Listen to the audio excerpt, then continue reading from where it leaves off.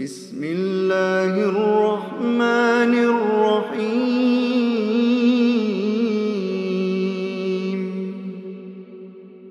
الحمد لله الذي أنزل على عبده الكتاب ولم يجعل له عوجا قيما لينذر بأسا شديدا من لدنه ويبشر المؤمنين الذين يعملون الصالحات أن لهم أجرا حسنا ماكثين فيه أبدا وينذر الذين قالوا اتخذ الله ولدا ما لهم به من علم ولا لآبائهم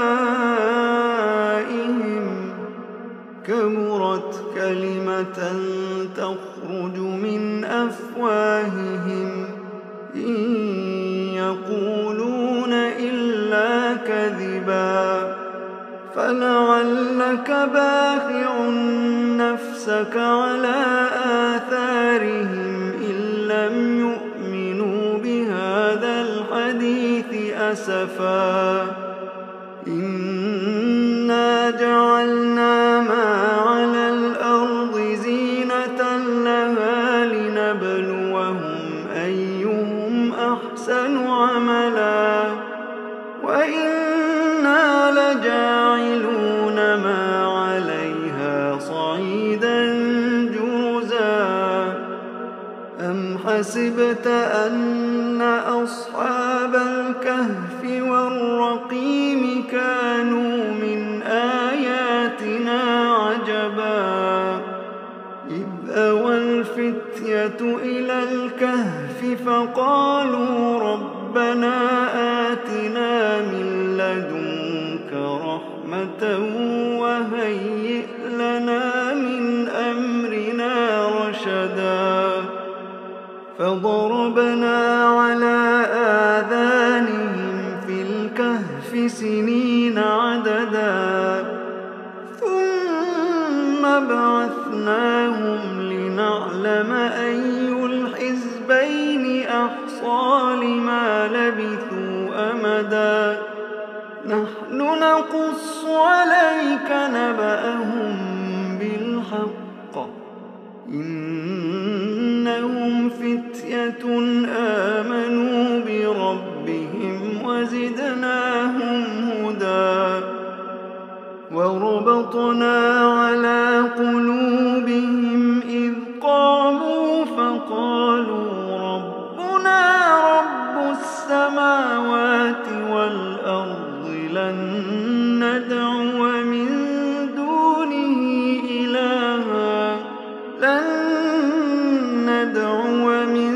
دونه إلها لقد قلنا إذا شططا هؤلاء قومنا اتخذوا من دونه آلهة لولا يأتون عليهم بسلطان بين فمن أظلم ممن افترى على الله كذبا وإذ اعتزلتموهم وما يعبدون إلا الله فأووا إلى الكهف ينشر لكم ربكم من رحمته فأووا إلى الكهف ينشر لكم ربكم من رحمته ويهيئ لكم من أمركم مرفقا وترى الشمس إذا طلعت تزاور عن كهفهم ذات اليمين وإذا غربت تقرضهم ذات الشمال وهم في فجوة ذلك من آيات الله من يهد الله فهو المهتد ومن يضلل فلن تجد له وليا مرشدا وتحسبهم أيقاظا وهم رقود ونقلبهم ذات اليمين وذات الشمال وكلبهم باسط ذراعيه بالوصيد لو اطلعت عليهم لوليت منهم فرارا ولملئت منهم رعبا وكذلك بعثناهم ليتساءلوا بينهم قال قائل منهم كم لبثتم قالوا لبثنا يوما أو بعض يوم قالوا ربكم أعلم بما لبثتم فابعثوا أحدكم بورقكم هذه إلى المدينة فلينظر أيها أزكى طعاما فليأتكم برزق منه وليتلطف ولا يشعرن بكم أحدا إنهم إن يظهروا عليكم يرجموكم أو يعيدوكم في ملتهم ولن تفلحوا إذا أبدا وكذلك أعثرنا عليهم ليعلموا أن وعد الله حق وأن الساعة لا ريب فيها إذ يتنازعون بينهم أمرهم فقالوا بنوا عليهم بنيانا ربهم أعلم بهم قال الذين غلبوا على أمرهم لنتخذن عليهم مسجدا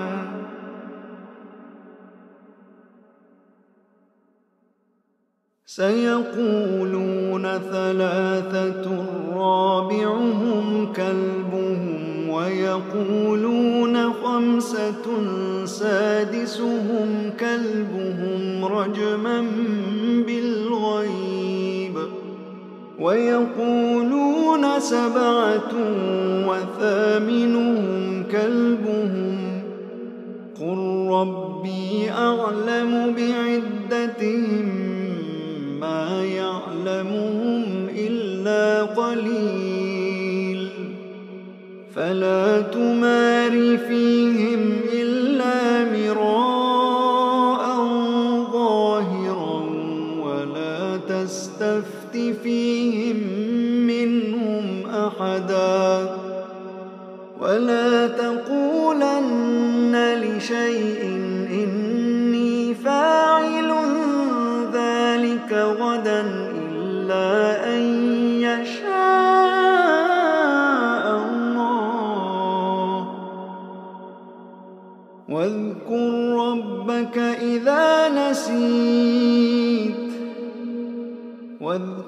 ربك إذا نسيت وقل عسى أن يهديني ربي لأقرب من هذا رشدا ولبثوا في كهفهم 300 سنين وازدادوا 9 قل الله أعلم بما لبثوا له غيب السماوات والأرض أبصر به وأسمع ما لهم من دونه من ولي ولا يشرك في حكمه أحدا واتل ما أوحي إليك من كتاب ربك لا مبدل لكلماته ولن تجد من دونه ملتحدا واصبر نفسك مع الذين يدعون ربهم بالغداة والعشي يريدون وجهه ولا تعد عيناك عنهم تريد زينة الحياة الدنيا ولا تطع من أغفلنا قلبه عن ذكرنا واتبع هواه وكان أمره فرطا وقل الحق من ربكم فمن شاء فليؤمن ومن شاء فليكفر إنا أعتدنا للظالمين نارا أحاط بهم سرادقها وإن يستغيثوا يغاثوا بماء كالمهل يشوي الوجوه بئس الشراب وساءت مرتفقا إن الذين آمنوا وعملوا الصالحات إنا لا نضيع أجر من أحسن عملا أولئك لهم جنات عدن تجري من تحتهم الأنهار يحلون فيها من أساور من ذهب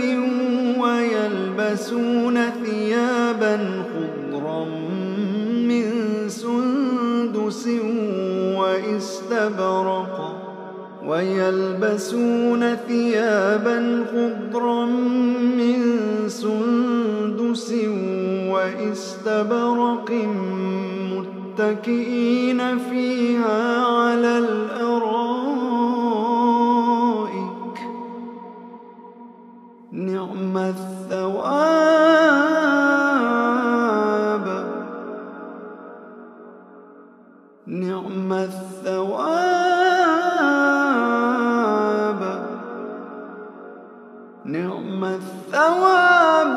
وحسنت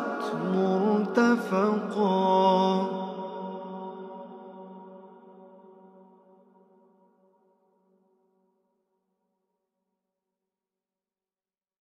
واضرب لهم مثلا الرجلين جعلنا لأحدهما جنتين من أعناب وحففناهما بنخل وجعلنا بينهما زرعا كلتا الجنتين آتت أكلها ولم تظلم منه شيئا وفجرنا خلالهما نهرا وكان له ثمر فقال لصاحبه وهو يحاوره أنا أكثر منك مالا وأعز نفرا ودخل جنته وهو ظالم لنفسه قال ما أظن أن تبيد هذه أبدا وما أظن الساعة قائمة ولئن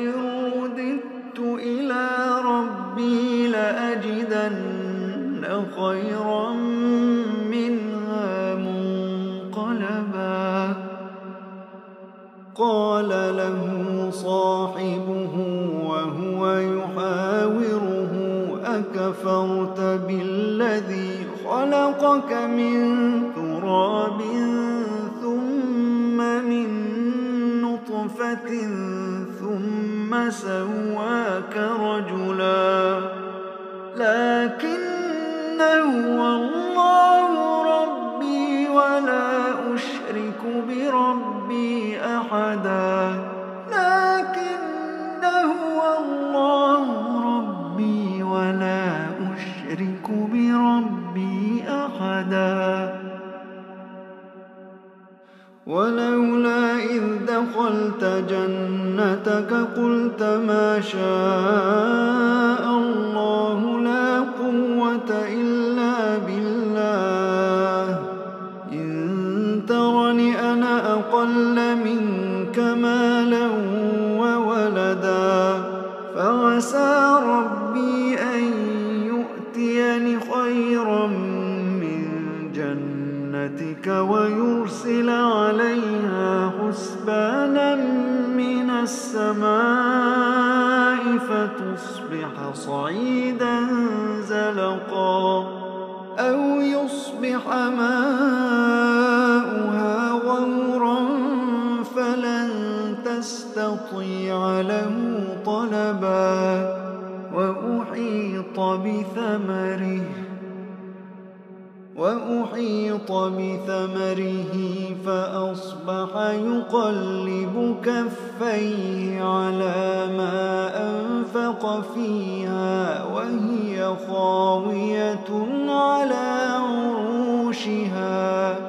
وهي خاوية على عروشها ويقول يا ليتني لم أشرك بربي أحدا ولم تكن له فئة ينصرونه من دون الله وما كان منتصرا هنالك الولاية لله الحق هو خير ثوابا وخير عقبا واضرب لهم مثل الحياة الدنيا كماء أنزلناه من السماء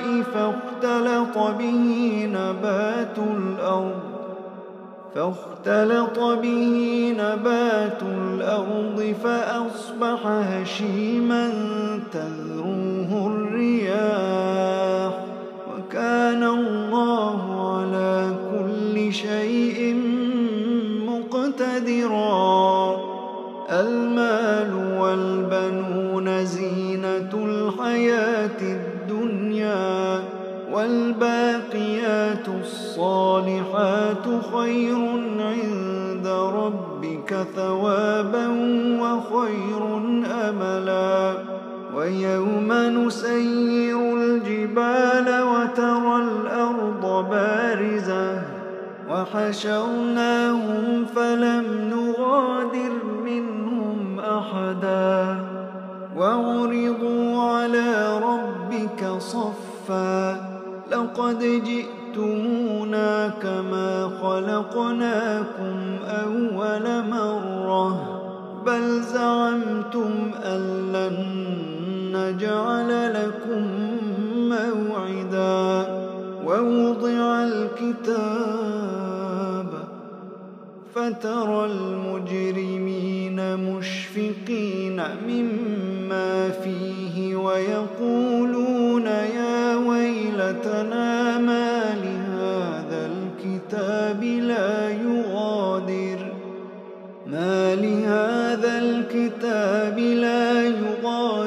صغيرة ولا كبيرة إلا أحصاها ووجدوا ما عملوا حاضرا ولا يظلم ربك أحدا وإذ قلنا للملائكة اسجدوا لآدم فسجدوا فسجدوا إلا إبليس كان من الجن ففسق عن أمر ربه أفتتخذونه وذريته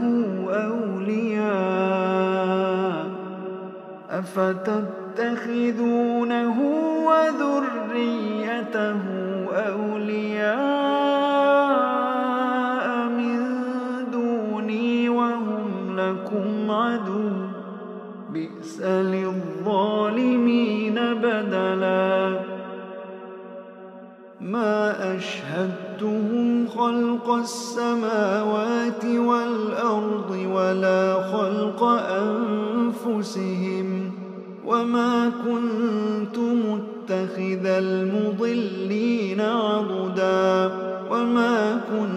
متخذ المضلين عضدا ويوم يقول نادوا شركائي الذين زعمتم فدعوهم فلم يستجيبوا لهم وجعلنا بينهم موبقا ورأى المجرمون النار فظنوا أنهم مواقعوها ولم يجدوا عنها مصرفا ولقد صرفنا في هذا القرآن للناس من كل مثل وكان الإنسان أكثر شيء جدلا وما منع الناس أن يؤمنوا إذ جاءهم الهدى ويستغفروا ربهم إلا أن تأتيهم سنة الأولين أو يأتيهم العذاب قبلا وما نرسل المرسلين إلا مبشرين ومنذرين ويجادل الذين كفروا بالباطل ليدحضوا به الحق واتخذوا آياتي وما أنذروا هزوا ومن أظلم ممن ذكر بآيات ربه فأعرض عنها ونسي ما قدمت يداه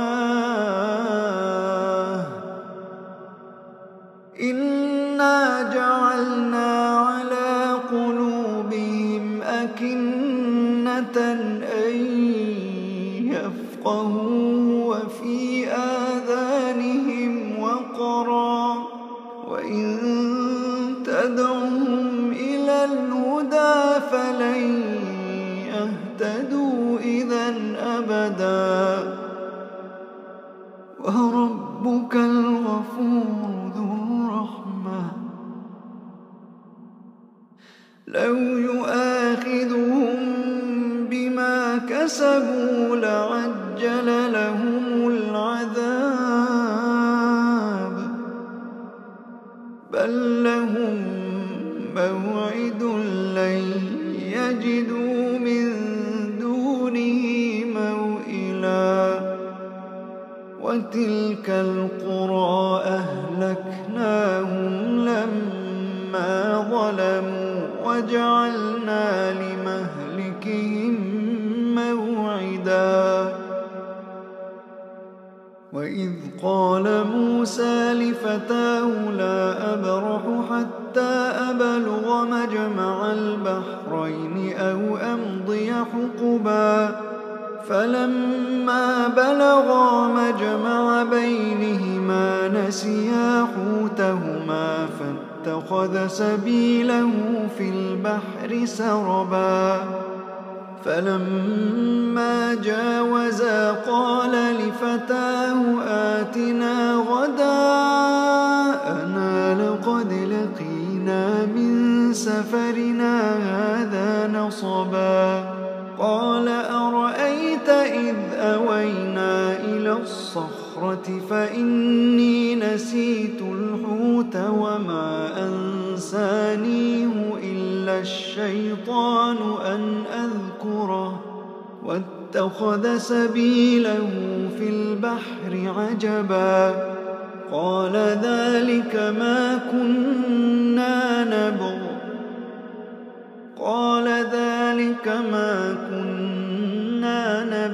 فارتدا على آثارهما قصصا فوجدا عبدا من عبادنا آتيناه رحمة من عندنا وعلمناه من لدنا علما قال له موسى هل أتبعك على أن تعلمني مما علمت رشدا قال إنك لن تستطيع معي صبرا وكيف تصبر على ما لم تحط به خبرا قال ستجدني إن شاء الله صابرا ولا أعصي لك أمرا قال فإن اتبعتني فلا تسألني عن شيء حتى أحدث لك منه ذكرا فانطلقا حتى إذا ركبا في السفينة خرقها قال أخرقتها لتغرق أهلها لقد جئت شيئا إمرا قال ألم أقل إنك لن تستطيع معي صبرا قال لا تؤاخذني بما نسيت ولا ترهقني من أمري عسرا فانطلقا حتى إذا لقيا غلاما فقتله قال أقتلت نفسا زكية بغير نفس لقد جئت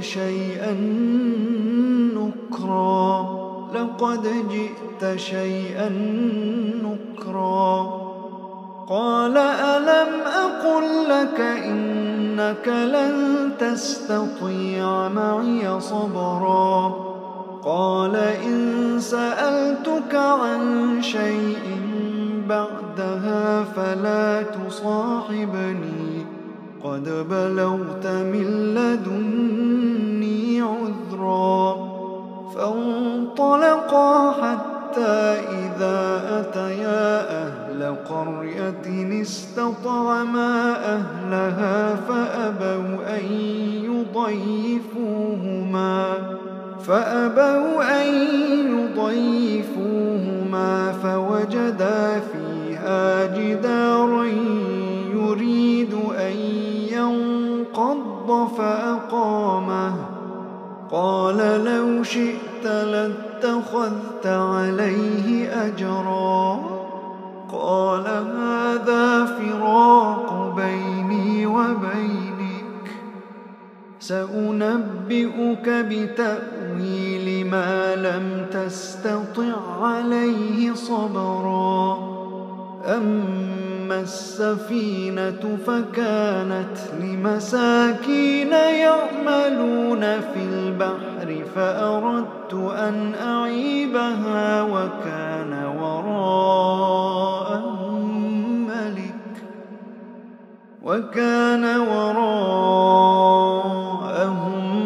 ملك يأخذ كل سفينة غصبا وأما الغلام فكان أبواه مؤمنين فخشينا أن يرهقهما طغيانا وكفرا فأردنا أن يبدلهما ربهما خيرا منه زكاة وأقرب رحما.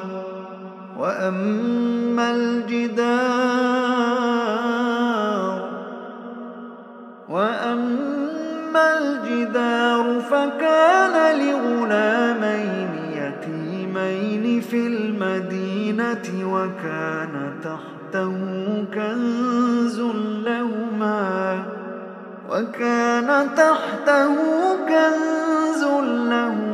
وكان أبوهما صالحا فأراد ربك أن يبلغا أشدهما ويستخرجا كنزهما رحمة من ربك وما فعلته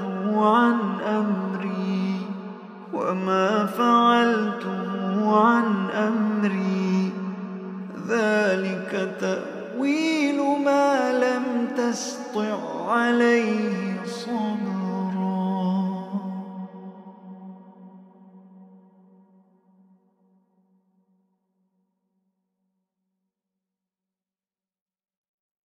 ويسألونك عن ذي القرنين قل سأتلو عليكم منه ذكرا. إنا مكنا له في الأرض وآتيناه من كل شيء سببا فأتبع سببا حتى إذا بلغ مغرب الشمس وجدها تغرب في عين حمئة ووجد عندها قوما قلنا يا ذا القرنين إما أن تعذب وإما أن تتخذ فيهم حسنا. قال أما من ظلم فسوف نعذبه ثم يرد إلى ربه فيعذبه عذابا نكرا. وأما من آمن وعمل صالحا فله جزاء الحسنى وسنقول له من أمرنا يسرا. ثم أتبع سببا حتى إذا بلغ مطلع الشمس وجدها تطلع على قوم لم نجعل لهم من دونها سترا. كذلك وقد أحطنا بما لديه خبرا. ثم أتبع سببا حتى إذا بلغ بين السدين وجد من دونهما قوما لا يكادون يفقهون قولا. قالوا يا ذا القرنين إن يأجوج ومأجوج مفسدون في الأرض فهل نجعل لك خرجا على أن تجعل بيننا وبينهم سدا. قال ما مكني فيه ربي خير فأعينوني بقوة أجعل بينكم وبينهم ردما. آتوني زبر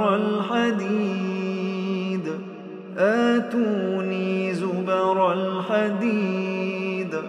حتى إذا ساوى بين الصدفين قال انفخوا حتى إذا جعله نارا قال آتوني أفرغ عليه قطرا. فما استطاعوا أن يظهروه وما استطاعوا له نقبا.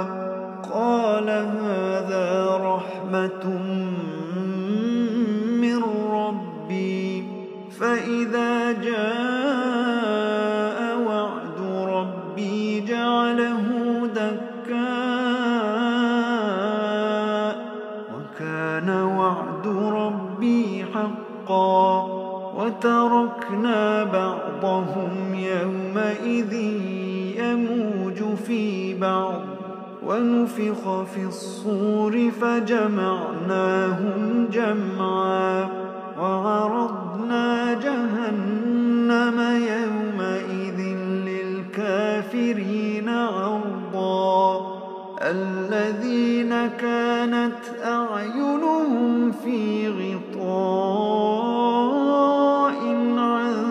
ذكري وكانوا لا يستطيعون سمعا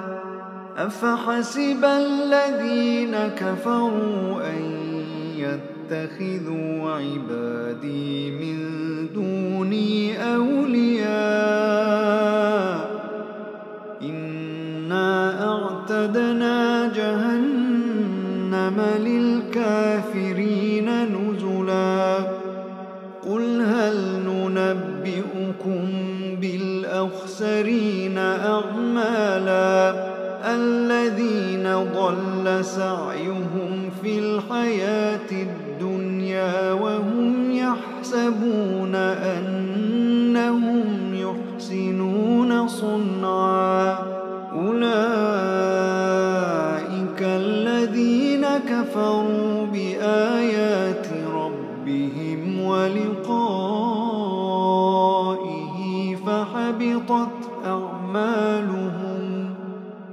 فحبطت أعمالهم فلا نقيم لهم يوم القيامة وزنا ذلك جزاؤهم جهنم بما كفروا واتخذوا آياتي ورسلي هزوا.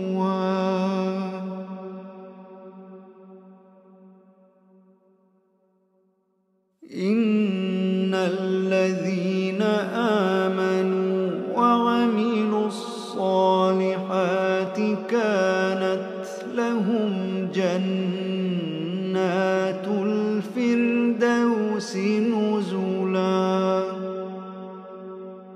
خالدين فيها لا يبغون عنها حولا قل لو كان البحر مدادا لكلمات ربي لنفد البحر قبل أن تنفد كلمات ربي ولو جئنا بمثله مددا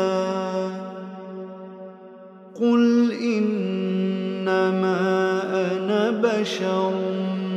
مثلكم يوحى إلي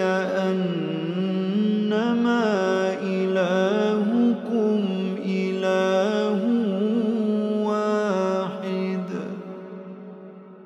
فمن كان يرجو لقاء ربه فليعمل عملا صالحا